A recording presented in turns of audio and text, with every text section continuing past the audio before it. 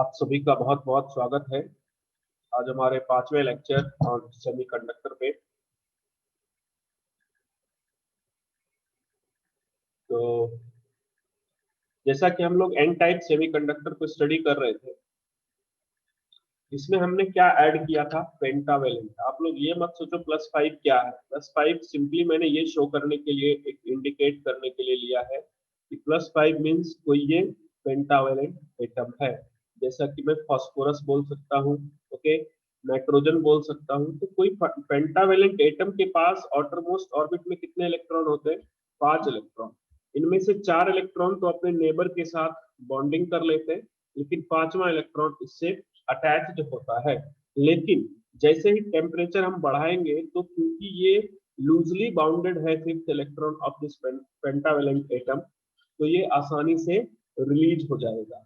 इसके साथ साथ जैसे जैसे आप टेम्परेचर बढ़ाओगे, तो यहाँ से कोवेलेंट बॉन्ड्स भी ब्रेक होते हैं। तो इस फिनोमेना को टेम्परेचर बढ़ने की वजह से आप देखो यहाँ पर कैरियर्स अवेलेबल हो गए, फ्री चार्जेस अवेलेबल हो गए, चाहे वो इलेक्ट्रॉन हो या फिर होल हो। तो इन फ्री चार्जेस की वजह से हमें क्या मिल जाती है इस सेमीकंडक्टिंग मटेरियल में? We are sufficient enough to get the conductivity in this kind of material. Now see, इसी चीज को हम डिफाइन कर रहे थे एनर्जी बैंड डायग्राम के हेल्प से। लाइक 3 फास्फोरस मैंने अज्यूम किया, ऐड किया है, बट ये फालतू का अजम्पशन है। आप एक तरीके से जानो, millions, trillions, 10 to the power 8 या 10 टू द पावर आप कह सकते हो 7 या 10 टू द पावर 14, इस ऑर्डर में पर सेंटीमीटर क्यूब में ये इम्प्योरिटी ऐड किए जाते हैं। हम समझने के लिए अगर 3 ऐड करते हैं तो T इक्वल्स टू 0 केल्विन पर, क्योंकि ये fifth electron of this phosphorus atom is right now attached with the fifth electron is attached with this pentavalent atom. But ये जो फिफ्थ इलेक्ट्रॉन अटैच है, ये बहुत ही कम एनर्जी में रिलीज हो जाएगा। रिलीज हो जाने का मतलब it is ready to conduct. Free हो जाने के बाद it can show the conductivity. तो हम क्या अज्यूम करेंगे कि इस फिफ्थ इलेक्ट्रॉन को फ्री करने के लिए बहुत कम अमाउंट ऑफ एक्सटर्नल एनर्जी की जरूरत है। इसीलिए मैंने इसको क्या कहा कंसिडर किया है? तो close to the conduction band. अब जैसे ही टेम्परेचर बढ़ाया, जैसा कि यहाँ पर देख सकते हो आप, 300 केल्विन में मैंने क्या किया कि जैसे टेम्परेचर बढ़ाया, तो सबसे पहले ये जो फिफ्थ इलेक्ट्रॉन है, जो कि डोनर एनर्जी लेवल पर हमने कंसिडर किया है, सबसे पहले ये फ्री होंगे। मतलब कि as we increase the temperature, initially the fifth electron of pentavalent atom releases, okay, gets free. So यहाँ पर उसके बाद साथ साथ कुछ कोवेलेंट बॉन्ड भी ब्रेक करेंगे, और उनके ब्रेकिंग की वजह से भी इलेक्ट्रॉन्स हमें कंडक्शन बैंड में मिलेंगे। तो कल हमने यहाँ तक स्टडी किया था, ये क्या है? फ्री इलेक्ट्रॉन, और ये क्या है? होल है। और जैसा कि मैंने आपको लिखाया था कि होल जो है एक एटम से दूसरे एटम में शिफ्ट करते हैं, और इलेक्ट्रॉन फ्री होने की वजह से ये पार्टिकल की तरह है। तो पार्टिकल अगर फ्री है, तो अगर इसे सफिशिएंट एनर्जी मिलेगी, लाइक इसके पास चार्ज है, तो एनर्जी हम इसे प्रोवाइड कर सकते हैं with the help of applying electric field. तो जब हम इलेक्ट्रिक फील्ड अप्लाई करेंगे, तो ये कंडक्टिविटी शो करेगा। तो इसके बाद हम इन कॉन्सेप्ट्स को आगे बढ़ाते हैं। तो एक दो पॉइंट मैं यहाँ पर लिख देता हूँ पहले, कि जो डोनर एनर्जी लेवल है, ईडी, ईडी के बारे में लिखूं, it is called donor energy level.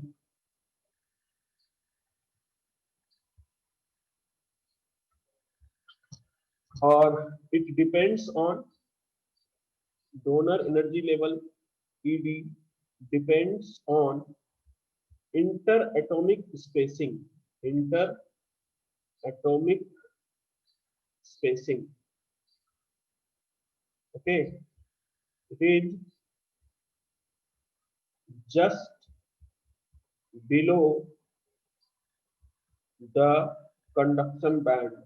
आप देखोगे तो हमने जो डायग्राम ड्रॉ किया है, एनर्जी बैंड डायग्राम, इसमें इसको मैंने just below the conduction band show किया है। Okay, just below the conduction band by 0.01 electron volt for germanium crystal. And अगर ये सेमीकंडक्टर सिलिकॉन का है और हमने पेंटावेलेंट इम्प्यूरिटी ऐड करी है, तो उस पेंटावेलेंट इम्प्यूरिटी के फिफ्थ इलेक्ट्रॉन को रिलीज करने के लिए कितनी एनर्जी चाहिए होगी? 0.05 electron volt. Similarly, in case of germanium, it is required of 0.03 electron volt. Okay, तो यहाँ पर हम ये कह सकते हैं कुछ और point, at T equals to 0 kelvin हम ये कह सकते हैं कि जो फिफ्थ इलेक्ट्रॉन है, fifth electron of every pentavalent, fifth electron of every pentavalent atom lies at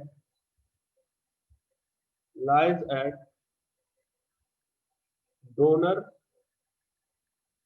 energy level. Okay, fifth electron pentavalent atom का डोनर एनर्जी लेवल पर लाई करता है, ऐसा हम यहाँ पर कंसीडर करते हैं। और जैसे जैसे टेम्परेचर बढ़ेगा तो फिर as temperature rises there is donor level ionisation. क्या होता है, जैसे जैसे टेम्परेचर बढ़ेगा तो इलेक्ट्रॉन जो है आयोनाइज होंगे, कहाँ से? तो डोनर लेवल से। उसी को हम टेक्निकली लिखते हैं donor level ionisation. As temperature increases there is donor level ionisation. ये थ्योरी मैंने ट्राई करी थी लिख करके फोटो लेने की, सही आया नहीं, तो मैं इसको यहाँ पर लिख ही दूंगा इन सारी चीजों को। और ये देखा जाता है कि up to standard room temperature, ये पाया गया कि स्टैंडर्ड रूम टेम्परेचर तक पहुंचते पहुंचते, या फिर स्टैंडर्ड रूम टेम्परेचर की जब हम बात करेंगे तो ये कहा गया the donor level ionisation stops. ऐसा देखा गया कि डोनर लेवल आयोनाइजेशन जो है रुक जाते हैं, कंप्लीट हो जाते हैं। स्टॉप्स की जगह हम लिखते हैं donor level ionisation completes. Completes का मतलब क्या हो गया? That is the fifth electron of each pentavalent atom, the fifth electron of all the fifth electron of all the pentavalent atom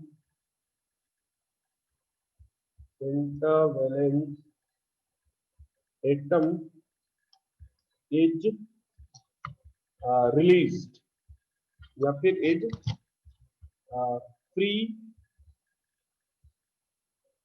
into the conduction band, ये free हो जाते हैं और कंडक्टिविटी में पार्टिसिपेट करने के लिए ये अब रेडी। ओके, साइमल्टेनियसली क्या चल रहा है? जैसे जैसे टेम्परेचर बढ़ रहा है, साइमल्टेनियसली आप इस पूरे फेनोमेना को मैं एक बार लिख देता हूं यहाँ पर। Simultaneously there is breaking of covalent bond, there is breaking of covalent bond, so there will be free electron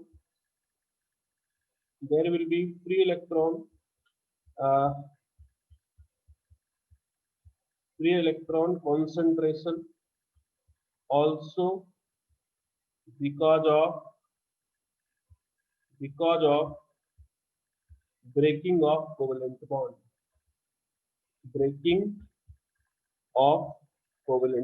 ये पूरा का पूरा फेनोमेना इन्होंने यहाँ पर लिख दिया। Covalent bond. तो यहाँ पर जब इस सेमीकंडक्टर की कंडक्टिविटी की बात करते हैं, तो कंडक्टिविटी की बात करी जाए तो हमें पता है कंडक्टिविटी किसी भी सेमीकंडक्टर का क्या होता है, N Q mu N plus P Q mu P. तो देखो, as the semiconductor is N type, as the semiconductor is N type, अगर ये एन टाइप का सेमीकंडक्टर है, इसका मतलब क्या है कि इलेक्ट्रॉन का कॉन्सेंट्रेशन बहुत हाई है होल से। आप सिंपली सोच के देखो कि मैं आपको क्या कह रहा हूं कि एग्जाम्पल के लिए मैंने यहाँ समझने के लिए 3 फास्फोरस को ऐड किया है, बट इन प्रैक्टिकल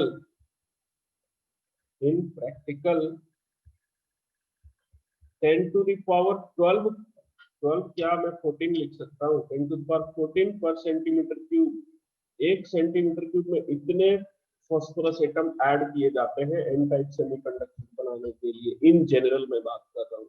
अब आपको जैसी कंडक्टिविटी चाहिए उतने एटम पर सेंटीमीटर क्यूब में आप ऐड करोगे। आप सोचो कि उतने ज्यादा इलेक्ट्रॉन फ्री होंगे यहाँ से डोनर लेवल आयोनाइजेशन से, इस लेवल से, ये सारे के सारे एक एक एटम जो है इतने एक एक इलेक्ट्रॉन प्रोवाइड करेंगे, तो टोटल कितने इलेक्ट्रॉन आ जाएंगे, 10 टू द पावर 14। उतने तो कोवेलेंट बॉन्ड ब्रेक करते भी नहीं है। तो लाइक अगर मैं आपसे ये कहूं एग्जाम्पल के लिए कि मान लो कि कोवेलेंट बॉन्ड जो ब्रेक हुआ 10 to the power 6 covalent bond break हुआ, समझने के लिए ये लिख रहा हूं, कोवेलेंट बॉन्ड इज ब्रोकन, ऐसा मैं कह रहा हूं। और इसके साथ साथ मान लो कि 10 टू द पावर 14 पर centimetre cube phosphorus is added, phosphorus is added. तो टोटल नंबर ऑफ इलेक्ट्रॉन कितने आ गए, टोटल नंबर ऑफ इलेक्ट्रॉन कितने आ जाएंगे मयंक, तो जितने कोवेलेंट बॉन्ड ब्रेक किए उतने इलेक्ट्रॉन आएंगे, साथ ही साथ जितने फॉस्फोरस हमने ऐड किए हैं। तो आप इसको 10 टू द पावर 20 मत लिख देना, you will write this equivalent to 10 to the power 14, क्योंकि 10 to the power 14 के रेस्पेक्ट में 10 to the power 6 कुछ भी नहीं है। सिमिलरली नंबर ऑफ होल कितने हो जाएंगे यहाँ पर, तो नंबर ऑफ होल तो उतने ही होंगे जितने की कोवेलेंट बॉन्ड ब्रेक करते हैं। तो आप यहाँ पर देख सकते हो कि जो ये कंडक्टिविटी है, कंडक्टिविटी में mainly conductivity is mainly conductivity is mainly dominated by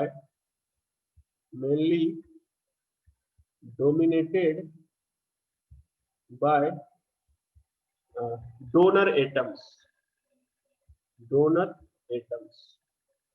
donor atom क्या है, जो हमने ऐड किया है, इम्प्यूरिटी जो हमने ऐड किया है, इसके ऊपर डिपेंड कर रहा है कंडक्टिविटी।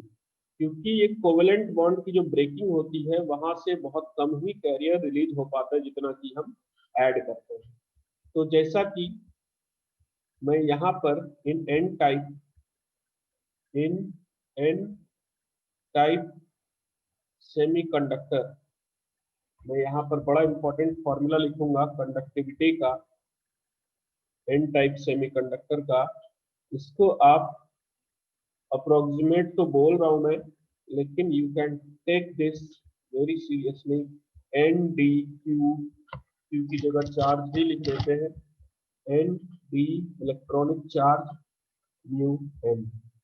क्योंकि इलेक्ट्रॉन हमने इतना भर दिया, इसमें इतने पेंटावेलेंट एटम भर दिए हैं कि जो करंट ये प्रोवाइड करेगा वो इस होल के रिस्पेक्ट में बहुत ही ज्यादा है। इसलिए इस पैरामीटर को हम क्या करते हैं, एन टाइप सेमीकंडक्टर में नेग्लेक्ट कर देते हैं, it is neglected. So N B Q mu N is the conductivity in case of semiconductor which is n type, nd e UN। तो अब ये ND क्या होगा, आपको ND का आइडिया लग गया होगा। ND is the donor concentration, donor concentration, या फिर आप इसको लिख सकते हो number of pentavalent atom added पर सेंटीमीटर क्यूब। तो बड़ा आसान सा है ये कि जिसको हम ऐड कर रहे हैं, मैंने स्टार्टिंग में क्या कहा था कि कंडक्टिविटी को मैं अपने कंट्रोल में लेना चाहता हूँ, मैं इसको कंट्रोल करना चाहता हूँ। तो आप देखो अल्टीमेटली सेमीकंडक्टर में इलेक्ट्रॉन और होल तो थे, लेकिन अब कंडक्टिविटी मेरे कंट्रोल में है। मैं डिसाइड करूंगा कि कितने कैरियर मैं ऐड करूं और कंडक्टिविटी मुझे कितनी चाहिए। तो आप देख सकते हो ultimately we are heading towards a device which in which the flow of current can be controlled by user। now कुछ पॉइंट्स मैंने यहाँ पर लिखे हैं एन टाइप के लिए, ये बहुत ज्यादा सफिशिएंट है। आप देख लो यहाँ पर कि n is much greater than p। n क्या है, electron concentration, p is hole concentration. अभी अभी आपने देखा कि करंट, तो किसी भी सेमीकंडक्टर की मैं बात करूं, करंट क्या होता है, current due to electron and current due to hole. लेकिन आप देखो तो करंट जो है डोमिनेटेड बाय इलेक्ट्रॉन हो जा रहा है। यहाँ पर करंट क्या हो गया, current is dominated by electron, क्योंकि होल का कॉन्सेंट्रेशन बहुत ही कम है। अब जब इलेक्ट्रॉन करंट को डोमिनेट करता है तो एन टाइप सेमीकंडक्टर में इलेक्ट्रॉन्स आर मेजॉरिटी कैरियर्स और होल क्या हो गए, माइनॉरिटी कैरियर्स। एन टाइप में मेजॉरिटी किसकी है, इलेक्ट्रॉन की है, और माइनॉरिटी होल की। अब देखो ये बातें भी मैंने अभी आपसे कही है कि energy needed to detach fifth electron from impurity 0.01 electron volt अगर मैं फास्फोरस को जर्मेनियम के साथ मिक्स करूं, और 0.05 इलेक्ट्रॉन वोल्ट अगर मैं फास्फोरस को सिलिकॉन के साथ मिक्स करूं। ये डेटा याद रखना, ठीक है, ये इंपॉर्टेंट डेटा है, डायरेक्ट पूछते हैं। अब मैंने आपको हमेशा से कहा है, चाहे क्वेश्चन 1 लाइन का हो या 20 लाइन का हो, मार्क्स सबके लिए सेम मिलने हैं। Next, n type semiconductor has excess of free electron but it is electrically neutral। ये अभी भी इलेक्ट्रिकली न्यूट्रल ही है, ये भी एक बड़ा इंपॉर्टेंट पॉइंट है। किसी भी सेमीकंडक्टर की बात हम करेंगे, चाहे वो प्योर सेमीकंडक्टर हो या एक्सट्रिंसिक सेमीकंडक्टर हो, ये हमेशा इलेक्ट्रिकली न्यूट्रल होते हैं। जरूरत पड़ेगी तो इसकी लॉजिक मैं आपको आगे बता दूंगा। It is donor type impurity because it gives one electron to the, to को सेपरेट कर लेना यहाँ पे, one electron to the crystal. क्योंकि अगर आप एक पेंटावेलेंट की बात करते हैं तो पेंटावेलेंट के पास 4 इलेक्ट्रॉन तो कोवेलेंट बॉन्ड में एंगेज है। ये तो चलो कि टेम्परेचर सफिशिएंट है कि कोवेलेंट बॉन्ड ब्रेक कर जाता है। अगर ये कोवेलेंट बॉन्ड ब्रेक नहीं करता टेम्परेचर की वजह से, तो ये जो मेन मेन कॉन्ट्रीब्यूशन जो इस फिफ्थ ये पेंटावेलेंट एटम का है, वो क्या है, ये अपने फिफ्थ इलेक्ट्रॉन को फ्री करके प्रोवाइड कर देता है क्रिस्टल में। इसके डोनेट करने की टेंडेंसी की वजह से इसको हम डोनर टाइप इम्प्योरिटी कहते हैं। मैं यहाँ लिख देता हूँ, it has tendency to donate, इसकी टेंडेंसी है डोनेट करने, tendency to donate one electron to the crystal. इसीलिए इसको हम क्या कहेंगे, इसीलिए हम इसे कहते हैं कि ये एक डोनर टाइप इम्प्योरिटी है। और आपको पता है डोनर टाइप इम्प्योरिटी कौन कौन से हैं, नाइट्रोजन, फास्फोरस, आर्सेनिक, एंटीमनी और बिस्मथ। क्योंकि इन सब के पास आउटरमोस्ट ऑर्बिट में कितने इलेक्ट्रॉन है, 5 इलेक्ट्रॉन। लेकिन सबसे बेहतर परफॉर्मेंस किसका है, फास्फोरस का बेस्ट परफॉर्मेंस। तो ये आपका एन टाइप सेमीकंडक्टर कंप्लीट होता है। अब ऑब्वियसली पी टाइप को हम थोड़ा सा तो फास्ट करेंगे, क्योंकि मैंने डायग्राम यहाँ पर बना के रखा है, तो आपको ज्यादा समय इसको समझने में नहीं लगेगा। देखो पी टाइप सेमीकंडक्टर। तो इम्प्यूरिटी क्या ऐड करेंगे हम? ट्राइवेलेंट। ट्राइवेलेंट के इम्प्यूरिटी की मैं बात करूं तो आउटर मोस्ट ऑर्बिट में कितने electron? 3 electron. 3 electron in outer most orbit. आप लिख के देखना एटॉमिक स्ट्रक्चर, आखिरी ऑर्बिट में बच जाएंगे 3 इलेक्ट्रॉन। तो लाइक मैं अगर बोरोन की बात करता हूं तो बोरोन का एटॉमिक नंबर है 5 और इसका एटॉमिक स्ट्रक्चर हो जाएगा 2,3। तो आउटर मोस्ट ऑर्बिट में कितने इलेक्ट्रॉन है इसके? 3। तो जैसे कि मैं इस बोरोन को जब सिलिकॉन या जर्मेनियम के साथ ऐड करूंगा तो इसके पास 3 इलेक्ट्रॉन तो हैं आउटर मोस्ट ऑर्बिट में, जो कि ये अपने नेबर के साथ शेयर कर सकता है। मान लो इसने कर भी दिया, ये इसके 3 इलेक्ट्रॉन हो गए शेयर। लेकिन जो इसके इस तरफ सिलिकॉन या जर्मेनियम जो भी है, इस साइड में जो सिलिकॉन एटम है इसके पास 4 इलेक्ट्रॉन है आउटर मोस्ट ऑर्बिट में। ये अपने 3 इलेक्ट्रॉन को तो नेबर के साथ शेयर कर पाएगा, ये कर पाएगा, लेकिन इसका चौथा इलेक्ट्रॉन खाली रहेगा। इस सिलिकॉन की टेंडेंसी तो है कि ये अपना फिफ्थ 4th इलेक्ट्रॉन शेयर करे, लेकिन इस नेबर के पास इलेक्ट्रॉन है ही नहीं।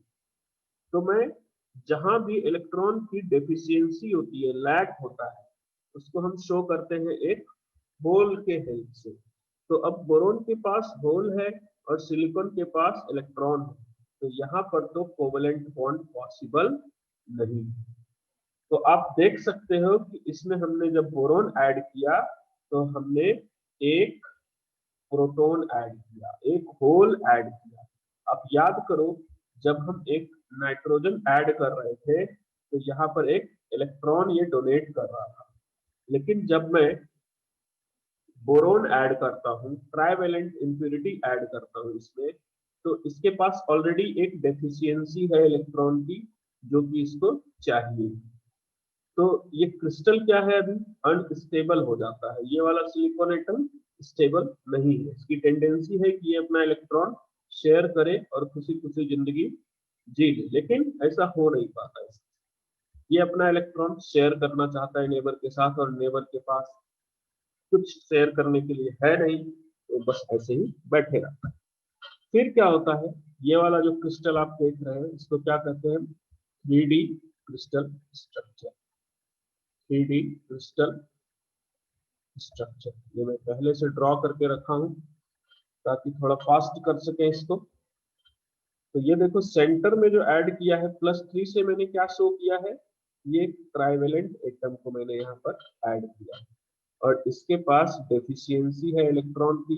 ये अपने सिलिकॉन को दे नहीं पा रहा है, इस साइड के सिलिकॉन को कुछ, तो ये बस ऐसे करके बैठे हैं और ये बॉन्ड कंप्लीट नहीं। अब देखो क्या होगा, ये जो स्ट्रक्चर मैंने बनाया ये किस पॉइंट पर बनाया? इक्वल्स टू 0 केल्विन पर।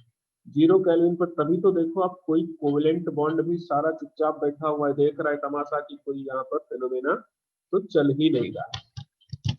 और इसी को अगर मैं एनर्जी बैंड डायग्राम में शो करूं तो आप देख सकते हो कि एनर्जी बैंड डायग्राम में 0 केल्विन पर अभी कंडक्शन बैंड एम्प्टी।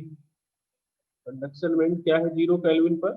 एम्प्टी, मतलब इसके पास कोई चार्जेस है नहीं। और यहाँ पर क्या है, हर सिलिकॉन एटम के पास 7 इलेक्ट्रॉन होगा, जो भी कुछ के पास 8 भी होंगे, जो कि बोरोन के साथ नहीं कर रहा है बॉन्डिंग। तो ये ऐसा केस है। और यहाँ पर आप देख सकते हो कि जैसा कि हमने एन टाइप सेमीकंडक्टर में एक डोनर एनर्जी लेवल बनाया था, अब यहाँ पर हम एक्सेप्टर एनर्जी लेवल बना रहे हैं। और इस एक्सेप्टर एनर्जी लेवल को ध्यान से समझना, थोड़ा सा क्रूशियल है लेकिन आसान है। क्रूशियल इसलिए है कि आपको थोड़ा कॉन्सेंट्रेट होकर के सुनना पड़ेगा। एक्सेप्टर एनर्जी लेवल, ये एक्सेप्टर एनर्जी लेवल क्या है, ग्राफ है, मैंने इसको शो किया, ग्राफ के फॉर्म में मैंने शो किया है कि कैसे कैसे मेरे पास इलेक्ट्रॉन फ्री होंगे। अब आप सोचो कि अभी तो टेम्परेचर 0 केल्विन है तो कंडक्शन बैंड एम्प्टी है, लेकिन जैसे जैसे मैं टेम्परेचर बढ़ाऊंगा the covalent bond will start breaking because of what, thermal energy. जब कोवेलेंट बॉन्ड ब्रेक होगा थर्मल एनर्जी की वजह से, तो ये जेनरेट करेगा इलेक्ट्रॉन और होल पेयर। तो जब इलेक्ट्रॉन यहां से निकल के ऊपर जाना चाहेगा, इसको रास्ते में ही एक होल मिल जाएगा, तो फिर ये होल के साथ क्या करेगा, होल के साथ रिकम्बाइन हो जाएगा। इस एटम की डेफिशिएंसी को पहले ये फुलफिल करेगा, उसके बाद बच गए अगर इलेक्ट्रॉन तब पहुंच पाएंगे कहाँ, कंडक्शन बैंड में। आपको ये समझना है। पहले क्या था कि इलेक्ट्रॉन थे यहाँ पर, जैसे ही मैंने टेम्परेचर बढ़ाया तो ये इलेक्ट्रॉन जंप कर गए, साथ साथ कुछ कोवेलेंट बॉन्ड से भी इलेक्ट्रॉन आ गए।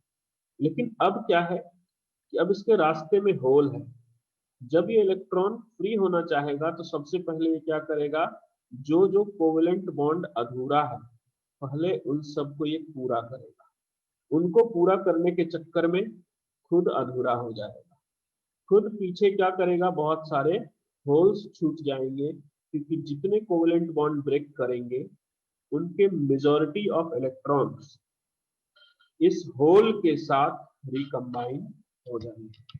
तो देखिए वो भी डायग्राम मैंने बनाया है, आई विल शो यू। इसलिए मैं हटा देता हूं यहां से।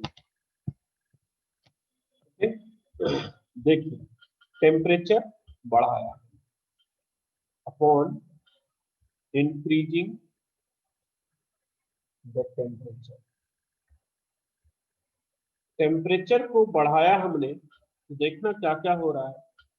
एक कोवेलेंट बॉन्ड ओपन होना स्टार्ट होगा, जैसे कि ये कोवेलेंट बॉन्ड ब्रेक हुआ, एक ये ब्रेक हुआ, एक ये ब्रेक हुआ, लेकिन इन सब में से एक कोवेलेंट बॉन्ड से निकला हुआ इलेक्ट्रॉन पहले तो इस बोरोन के डेफिशिएंसी को कंप्लीट कर, उसके बाद जो बच जाएंगे इलेक्ट्रॉन वो यहाँ पर क्या कहलाएंगे, फ्री इलेक्ट्रॉन। ये क्या है, these are the free electron. या आप एनर्जी बैंड डायग्राम में देखना चाहो तो फ्री इलेक्ट्रॉन को हम कहाँ शो करते हैं, कंडक्शन बैंड में। देखो मैंने शो किए फ्री इलेक्ट्रॉन। और आप सिंपली इस 3D क्रिस्टल स्ट्रक्चर में काउंट करो कितने होल हो गए हैं। तो एक होल मैंने ऐड किया था और टोटल कितने होल हो गए, 3 कोवेलेंट बॉन्ड ब्रेक करके, 1 2 and 3 hole. And how many free electrons are there, एक ये इलेक्ट्रॉन और दूसरा ये। मतलब यहाँ पर एक बोरोन जब मैंने ऐड किया और 3 कोवेलेंट बॉन्ड ब्रेक करते हैं तो 3 होल और 2 इलेक्ट्रॉन जनरेट होते हैं। आपको अगर टफ लग रहा है तो बिल्कुल परेशान नहीं होंगे, आप एनर्जी बैंड डायग्राम को देखो, एनर्जी बैंड डायग्राम से आपको आसानी से समझ में आएगा। इसीलिए तो इसका हेल्प लिया गया है इलेक्ट्रॉनिक्स को समझने के लिए कि यहाँ पर जब कोवेलेंट बॉन्ड ब्रेक करेगा तो जो इलेक्ट्रॉन फ्री होकर के कंडक्शन बैंड में जाना चाह रहे थे उनको रास्ते में मिल जाएगा होल। तो पहले ये उस होल को, उस एटम की डेफिशिएंसी को फुलफिल करने के लिए यहाँ से लेकर के यहाँ तक, और जो कुछ एक बच जाएंगे इलेक्ट्रॉन जो होल के साथ रिकम्बाइन नहीं होंगे वो पहुंचेंगे कंडक्शन बैंड। आप देखो कि यहाँ पर कितने कोवेलेंट बॉन्ड ब्रेक किए, 5 कोवेलेंट बॉन्ड, लेकिन 5 कोवेलेंट बॉन्ड ब्रेक किया बट नंबर ऑफ इलेक्ट्रॉन सिर्फ 2 ही, और होल कितने हैं यहाँ पर, 5। इससे आप समझ जाओगे कि एंड जो पी टाइप सेमीकंडक्टर है, पी टाइप सेमीकंडक्टर के पास, ये यहीं पर लिख देता हूं कि पी टाइप सेमीकंडक्टर के पास क्या है, मेजॉरिटी किसकी है, बोलो Mayank, majority of what, holes. P type के पास मेजॉरिटी किसकी है, होल की है, एंड माइनॉरिटी किसकी है, एंड माइनॉरिटी है इलेक्ट्रॉन। इसका मतलब ये मेजॉरिटी ऑफ होल्स कैसे हो गया? तो हम तो यहाँ पर डायग्राम में दिखाने के लिए एक बोरॉन कंसीडर कर रहे हैं, यहाँ पर 3 बोरॉन कंसीडर किया समझाने के लिए। आप ऐसा ही डायग्राम बनाओगे अगर कभी भी पूछा जाता है। इसमें क्या है कि अगर मैं 10 to the power 14 boron atom add कर दूं, तो आप सोच लो कि 10 to the power 14 boron atom add करने का मतलब कि उतने होल मिलेंगे हमें। इसका मतलब in P type semiconductor, P type semiconductor current is dominated by, current is dominated by the hole, by holes। N type में करंट किसकी वजह से था?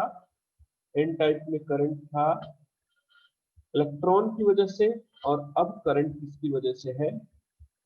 होल की वजह से। कंडक्टिविटी तो हमें पता है कि हम क्या लिखते हैं, N E mu N plus P E mu ई।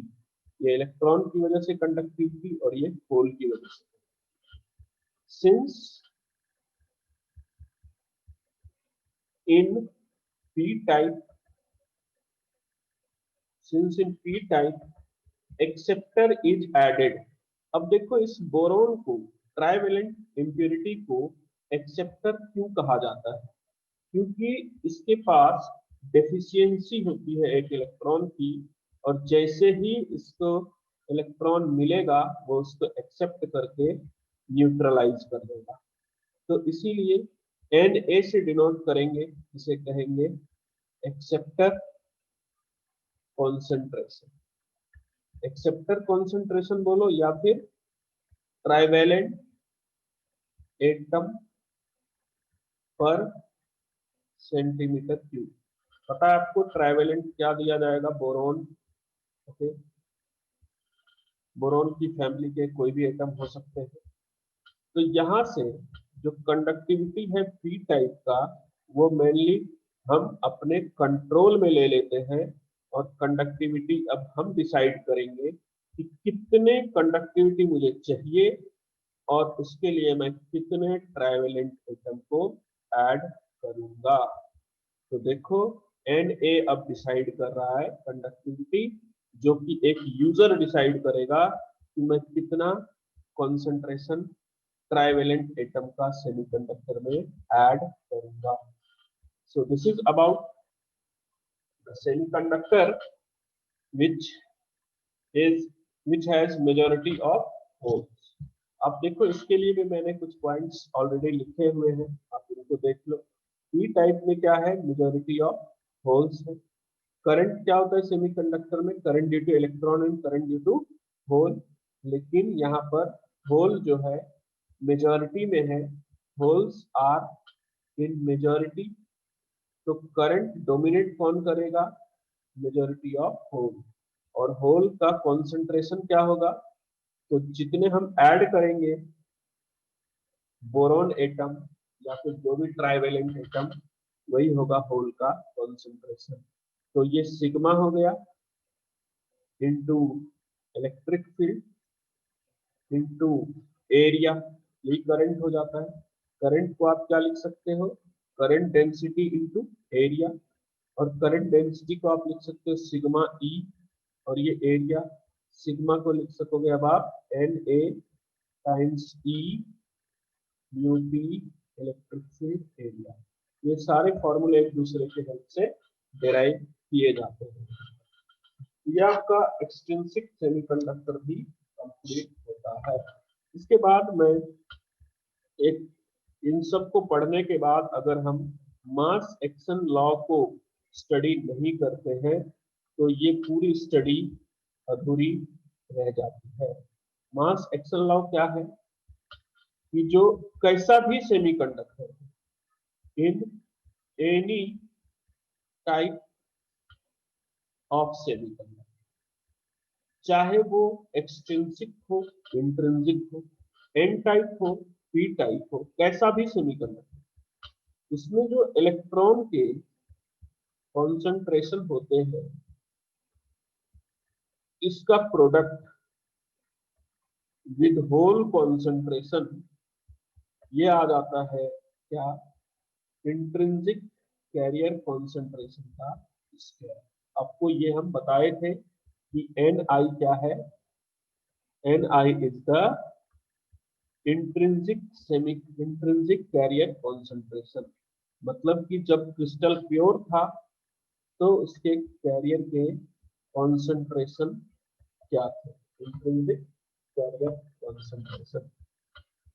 तो mass action law is valid at a particular temperature, at a particular temperature। Particular temperature बोले तो इस शब्द का मतलब टेक्निकली होता है थर्मल इक्विलिब्रियम। क्वेश्चन में लिखा होगा थर्मल इक्विलिब्रियम। थर्मल इक्विलिब्रियम का मतलब होता है किसी एक पर्टिकुलर टेम्परेचर की बात हो। मतलब इस फॉर्मूले को आप 300 डिग्री केल्विन पर अगर यूज करना चाहते हो तो उसी टेम्परेचर पर जो भी इलेक्ट्रॉन का कॉन्सेंट्रेशन होगा और होल का कॉन्सेंट्रेशन होगा, उसका प्रोडक्ट होगा क्या, इंट्रिंसिक कैरियर कॉन्सेंट्रेशन का स्क्वायर। तो इस पर बेस्ड क्वेश्चंस मैंने आपको कल दिखाने हैं, और एक बार आज का पूरा ओवरव्यू ले लेते हैं लेक्चर का। तो कल हमने किया था एन टाइप सेमीकंडक्टर, इसको मैंने और थोड़ा सा डिटेल में यहाँ पर किया है। और ये जो पांचवा इलेक्ट्रॉन है, इसको रिलीज करने के लिए कितनी एनर्जी चाहिए, when it is a germanium crystal it requires 0.01 electron volt, for silicon crystal it requires 0.05 electron volt। और इसकी कुछ थ्योरी है। फिर कंडक्टिविटी मेनली अब कौन डोमिनेट करेगा, तो in case of semiconductor conductivity is mainly dominated by donor atoms. या फिर यहाँ पर आप ये पॉइंट भी ऐड कर सकते हो, डोनर एटम्स मतलब इलेक्ट्रॉन। आप ये कह सकते हो कि एन टाइप में कंडक्टिविटी मेनली कौन डोमिनेट कर रहा है, इलेक्ट्रॉन कर रहा है, क्योंकि इलेक्ट्रॉन क्या है इसमें मेजॉरिटी में है। तो आज के लिए इतना ही, बहुत बहुत धन्यवाद आप लोगों का। कल आपसे मिलता हूँ, कल थोड़ा न्यूमेरिकल होगा।